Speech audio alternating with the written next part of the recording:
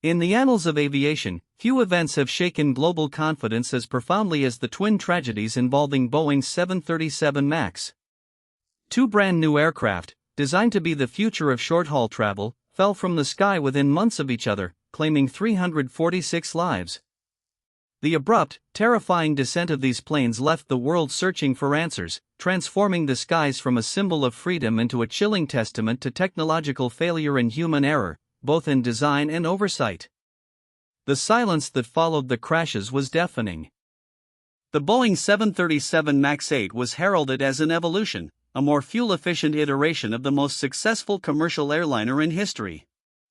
For decades, the Boeing 737 had been a workhorse, a symbol of reliable air travel connecting cities across the globe. The MAX promised to continue this legacy, offering airlines a competitive edge with its advanced engines and enhanced performance. It represented Boeing's answer to a rapidly changing market, a testament to American engineering prowess designed to keep the company at the forefront. However, this ambition wasn't born in a vacuum of innovation, it was forged in the intense crucible of global competition. Boeing, a titan of industry, found itself in a fierce rivalry with European aerospace giant Airbus, which had launched its highly successful A320neo.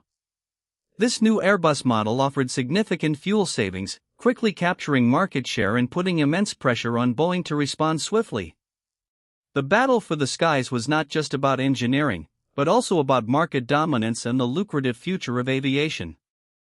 The 737 line, while venerable, faced inherent design limitations. Its origins traced back to the 1960s, meaning significant modifications were required to accommodate modern, larger, and more fuel-efficient engines. These new engines, necessitated by competitive pressures, were mounted further forward and higher on the wing than previous models. While achieving the desired efficiency, this placement introduced unforeseen aerodynamic challenges that would ultimately lead to a complex and ultimately fatal chain of events. To counteract these new aerodynamic characteristics, specifically, a tendency for the aircraft's nose to pitch up under certain conditions, Boeing introduced a software system known as the Maneuvering Characteristics Augmentation System, or MCAS. This system was designed to automatically push the aircraft's nose down, making the 737 MAX handle similarly to previous 737 generations. The goal was to avoid requiring extensive, costly pilot retraining, a key selling point for airlines eager to adopt the new model without additional expenses. Crucially, the MCAS system relied on data from a single angle of attack, or AOA, sensor. This sensor measures the angle between the wing and the oncoming air, a vital piece of information for flight stability. A redundancy system, with multiple sensors cross-checking each other, is standard in many aircraft for critical functions. However, for MCAS, Boeing made a design choice that would prove catastrophic. It used only one AOA sensor, leaving no immediate backup or validation mechanism for its input to the automated system. On October 29, 2018, the world witnessed the unthinkable. Lion Air Flight 610, a brand new Boeing 737 MAX 8, crashed into the Java Sea shortly after taking off from Jakarta, Indonesia. All 189 passengers and crew perished. The flight data recorder revealed a horrifying struggle. The aircraft's nose repeatedly pitched down despite the pilot's desperate attempts to pull it up. Early speculation pointed to maintenance issues, but the chilling flight profile hinted at a deeper, systemic problem within the aircraft itself. In the immediate aftermath of the Lion Air crash, investigators began to piece together the events. The flight data showed erratic speed readings and persistent nose-down commands, directly counteracting pilot inputs. Boeing, while offering condolences, initially maintained that the aircraft was safe and that proper procedures were being followed. However, within the global aviation community, a quiet sense of unease began to spread. The unique flight characteristics before the crash raised questions that went beyond standard pilot error or maintenance failures. Something more complex was at play. Just 5 months later, the unthinkable happened again. On March 10, 2019, Ethiopian Airlines Flight 302, another 737 MAX 8, departed Addis Ababa and crashed 6 minutes after takeoff, killing all 157 people on board. The world watched in horror as history seemed to repeat itself with chilling precision. The similarities in the flight profiles, persistent nose-down commands, and the pilot's struggle for control were too striking to ignore. This wasn't an isolated incident, it was a devastating pattern. The second crash triggered an immediate and unprecedented global response.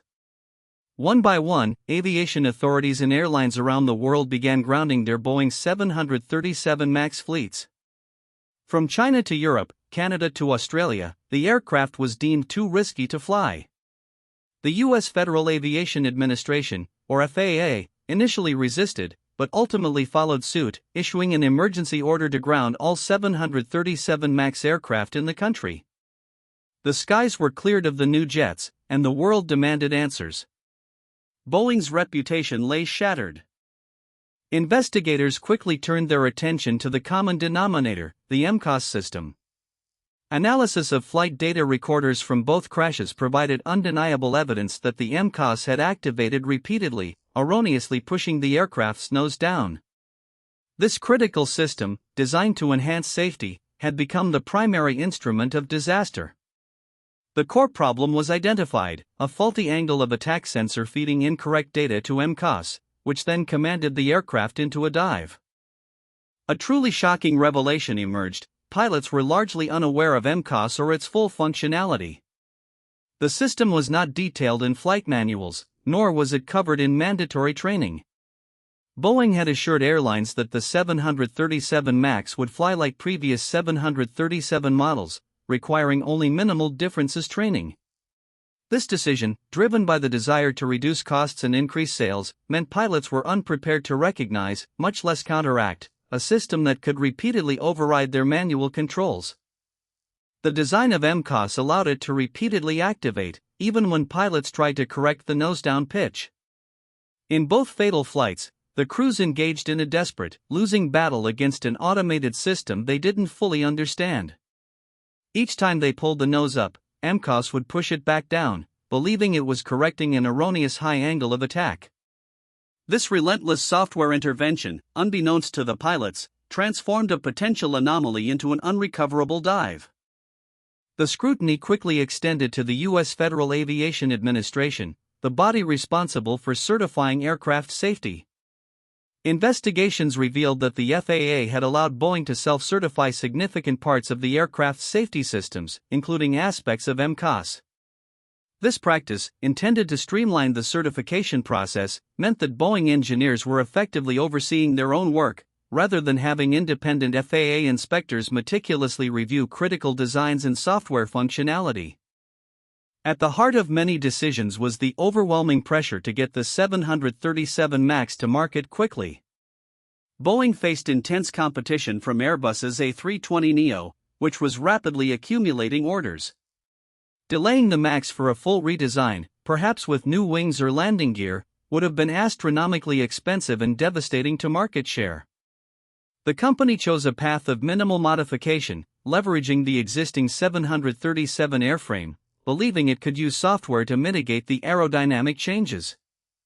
A full redesign of the 737, which would have been necessary for a truly optimal integration of the new, larger engines, was deemed too costly and time-consuming. Such a redesign would have required new FAA certification from the ground up, delaying the plane's entry into service by years. Instead, Boeing focused on software solutions like MCAS, aiming to mimic the handling characteristics of older 737s. This approach, while saving billions in development and certification, fundamentally compromised the safety of the new aircraft. In the period between the Lion Air and Ethiopian Airlines crashes, Boeing's initial response was to largely downplay the role of MCAS. Public statements often emphasized pilot error or maintenance issues in Indonesia, deflecting scrutiny from the aircraft's design. This defensive posture further eroded trust, particularly as more information emerged regarding the aircraft's automated systems. The company's reluctance to acknowledge the systemic nature of the problem proved to be a critical misstep, fueling public and regulatory skepticism. After the Lion Air crash, Boeing began developing a software update for MCAS to make it less aggressive and reliant on multiple AOA sensors. However, this critical update was not mandated or fully implemented before the Ethiopian Airlines flight took off. The bureaucratic processes, coupled with Boeing's initial assessment that a full grounding wasn't immediately necessary, created a devastating window of vulnerability. A chance to prevent the second tragedy was missed, leading to further loss of life and intensifying the crisis. Disturbingly, it wasn't just external investigators who raised alarms. Whistleblowers from within Boeing came forward, detailing a culture of production pressure and safety shortcuts. These brave individuals revealed concerns about the speed of aircraft development, the oversight process, and the potential for corners to be cut. Their testimonies painted a picture of an organization under immense financial strain, where the drive to compete and deliver overshadowed meticulous safety protocols, leading to tragic consequences. The twin disasters triggered an unprecedented global investigation involving multiple international aviation agencies, regulatory bodies, and independent experts. Their combined findings were damning: flaws in the MCAS design, insufficient pilot training, and critical shortcomings in the FAA's certification process. The revelations painted a stark picture of a system where regulatory oversight had become too intertwined with industry interests, leading to a catastrophic failure of checks and balances.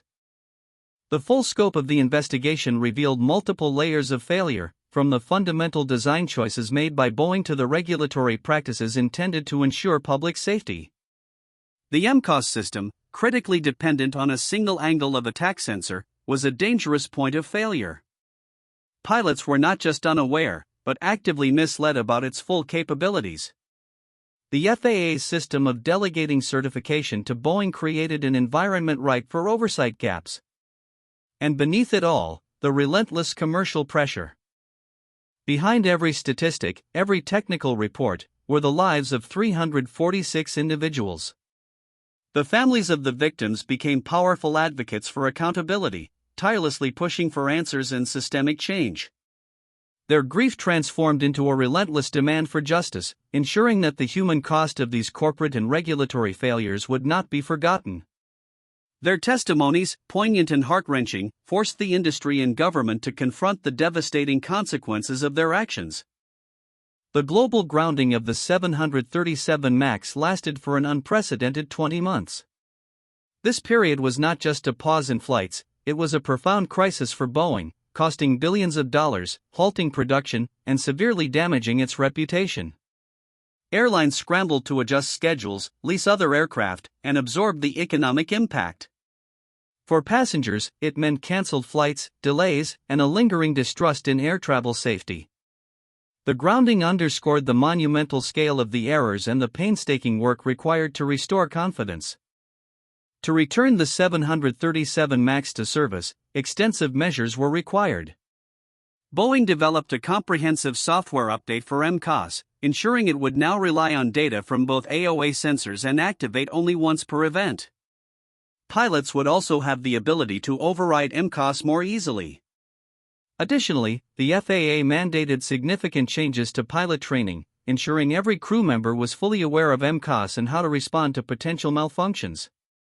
This was a painstaking process of re-engineering, retraining, and recertifying. The FAA also committed to significant reforms in its oversight process, promising a more rigorous and independent approach to aircraft certification. The era of unchecked self-certification was, ostensibly, over.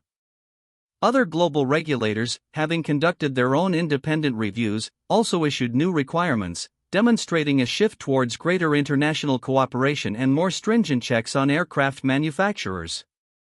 The tragedy forced a reckoning, not just for Boeing, but for the entire regulatory ecosystem of aviation safety. In late 2020, after nearly 2 years, the 737 MAX began its phased return to service. It was a cautious reintroduction, met with a mix of relief from airlines and apprehension from some passengers. Boeing and the airlines launched campaigns to rebuild trust, highlighting the extensive safety enhancements and new pilot training. Each flight was a symbol of hope, but also a stark reminder of the fragile balance between innovation, commercial pressure, and the paramount importance of human safety. The 737 MAX crisis fundamentally reshaped Boeing. It led to leadership changes, massive financial penalties, and a profound re-evaluation of its corporate culture. The company, once revered as an engineering marvel, faced intense scrutiny over its priorities and practices. While the MAX is flying again, the shadow of the crashes remains, a constant reminder of the vigilance required to ensure that technological advancement never outpaces safety considerations. Boeing's future depends on its ability to truly internalize these hard-won lessons. Even with the planes back in the air, the devastating human cost of the 737 MAX tragedies continues to ripple through families and communities worldwide. For the loved ones of the 346 victims, the pain is permanent. The crashes serve as a grim reminder that behind every design specification, every software line of code, and every regulatory approval, are real lives.